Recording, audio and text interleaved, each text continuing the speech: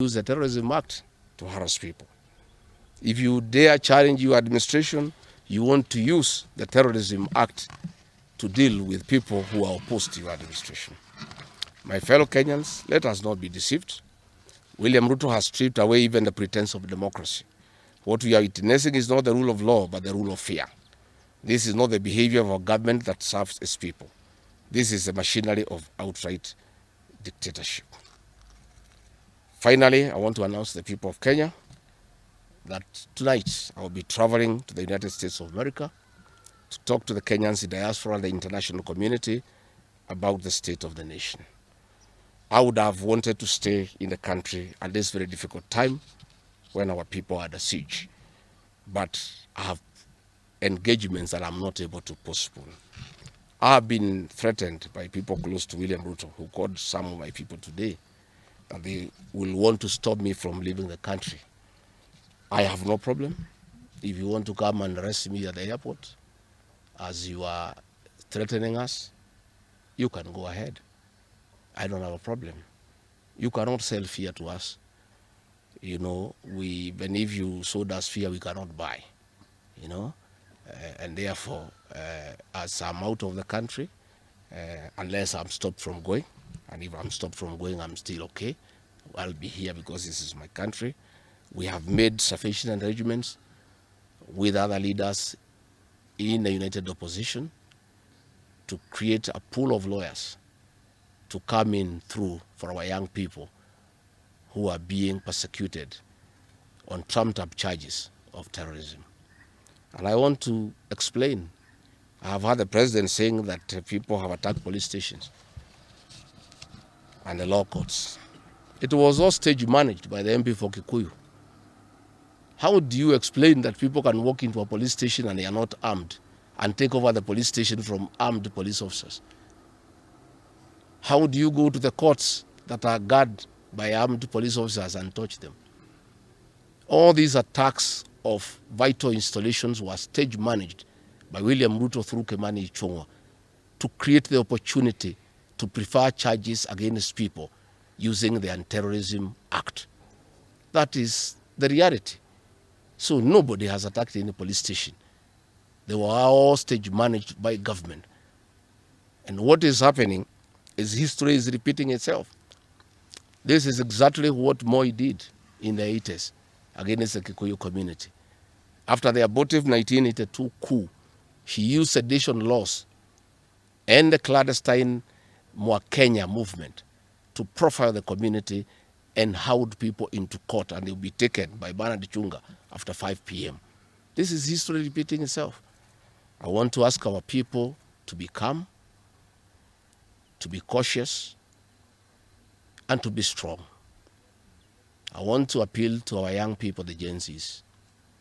Looking at the scenario of what is happening and what William Ruto has planned, I want to ask my children, my sons and daughters, to consider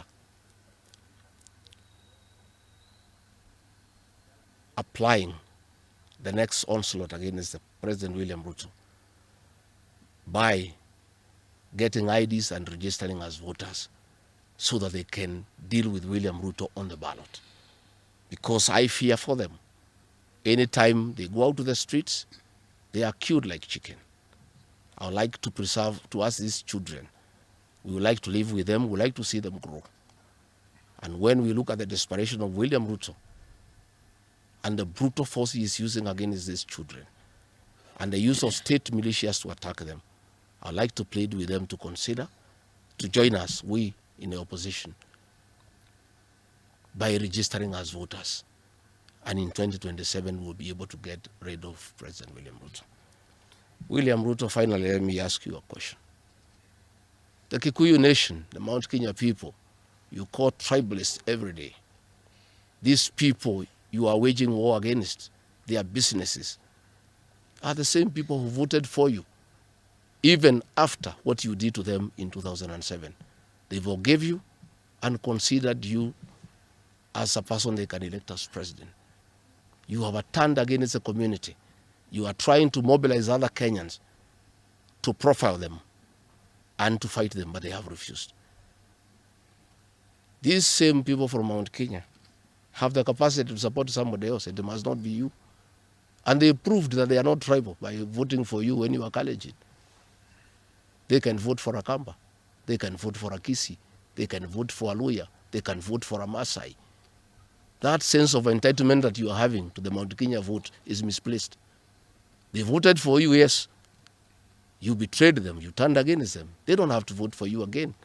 Please stop persecuting them into submission. They will not submit to your brutality, to your vicious attack against them and their leaders. That I want to tell you for free today. I have listened to you talking with a lot of anger, calling them tribalists. They are not. How can they be tribalists when they voted for you and you are not one of them? But you don't have a sense of entitlement that they must vote for you. You know what you have done to them and why they have reacted the way they have. And I want to assure you, you cannot scare them into submission. Even if you jail them, they will not submit. These are seasoned descendants of the freedom fighters, and they cannot be intimidated. So let me encourage my leaders here as I go away to remain strong, to remain focused, and to speak for the people of Kenya. I am I have a lot of gratitude to the Honorable Stephen Kalonzo Musyoka and Eugene Wamalwa, who have been in court the whole of yesterday and today, standing strong and defending our young people who have been framed and charged with treason. For those two leaders, I want to give them the gratitude of my community and our leadership. They have come through for a community when it's under siege, and we are indeed very, very grateful. I want to ask our leaders here to be vigilant and to continue speaking out to the people of Kenya.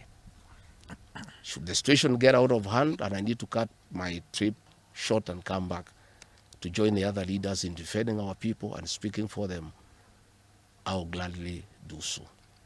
Thank you very much. Good. That's comprehensive. I don't think it could